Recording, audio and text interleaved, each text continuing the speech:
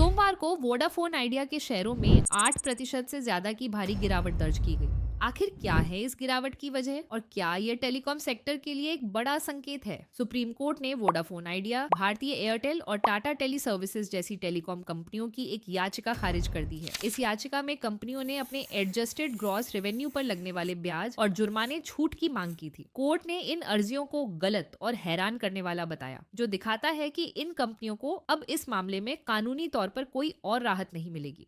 समझते हैं एजीआर क्या है। टेलीकॉम कंपनियां जो भी पैसा कमाती हैं, उसका एक हिस्सा सरकार को लाइसेंस फीस और स्पेक्ट्रम इस्तेमाल के किराए के तौर पर देना होता है। इसी कमाई को एडजस्टेड ग्रॉस रेवेन्यू या एजीआर कहते हैं। तो फिर विवाद क्यों?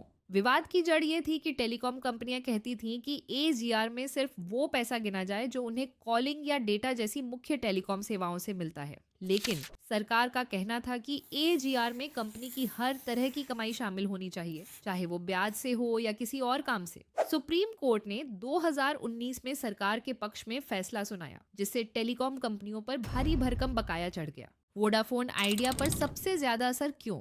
इस फैसले का सबसे ज्यादा असर वोडाफोन आइडिया पर पड़ा है, क्योंकि कंपनी पहले से ही वित्तीय संकट से जूझ रही है। उन्हें लगभग 83,400 करोड़ का एजीआर बकाया चुकाना है, जिसमें भारी ब्याज और जुर्माना शामिल है। यह रकम इतनी बड़ी है कि कंपनी के लिए इसे एक साथ चुकाना या इसका प्रबंध करना एक बड़ी चुनौती बन गई है। यही वजह है कि सोमवार को उनके शेयरों में इतनी बड़ी गिरावट देखी गई। आगे क्या?